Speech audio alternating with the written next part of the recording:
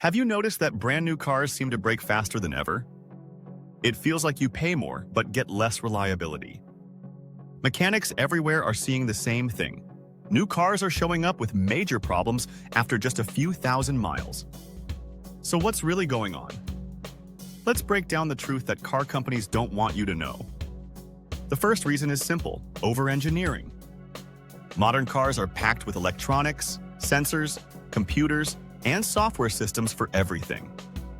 That's great when it works, but when one small thing fails, it can trigger a whole chain of expensive problems. A tiny sensor glitch can disable the engine, transmission, or even your safety systems. Cars have become rolling computers, and sometimes the software is buggier than the hardware. The second reason is cost cutting. Car manufacturers are under pressure to build faster and cheaper. That means using lower quality materials, thinner metals, and plastic components where metal used to be. You might not notice it right away, but after a few years, things start to crack, leak, and fail. Even premium brands aren't safe from this. Some of the most expensive cars on the market have the most fragile parts under the hood. The third reason is complexity. Older cars could be repaired easily with basic tools. Now, mechanics need specialized scanners, software, and training just to diagnose an issue. A simple job that used to take an hour might now take 5, and that adds to your repair bill. And when only the dealership can access certain codes, you're stuck paying their prices. That's not progress, that's profit control. The fourth reason is planned obsolescence. Manufacturers don't actually want your car to last forever. They want you to replace it every few years because that's where they make the real money.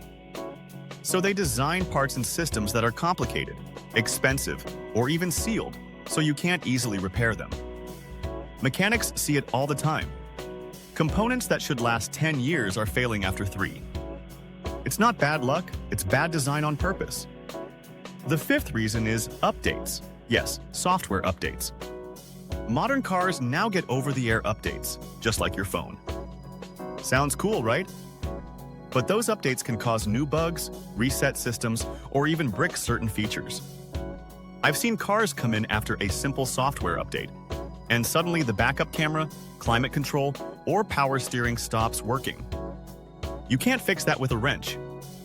You need a laptop. Now, what can you do as a driver? First, don't assume newer means better. Research your car before you buy it, not just the brand, but the year and model.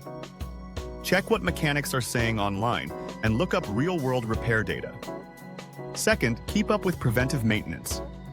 Small things like fluids, filters, and inspections can save you from a chain reaction of failures later. Third, avoid skipping updates or ignoring warning lights. Modern cars rely on sensors. When one goes bad, fix it before it triggers more problems. Mechanics today spend more time diagnosing software than replacing parts. That's the world we live in now. Cars have turned into computers with wheels, and reliability has become a luxury.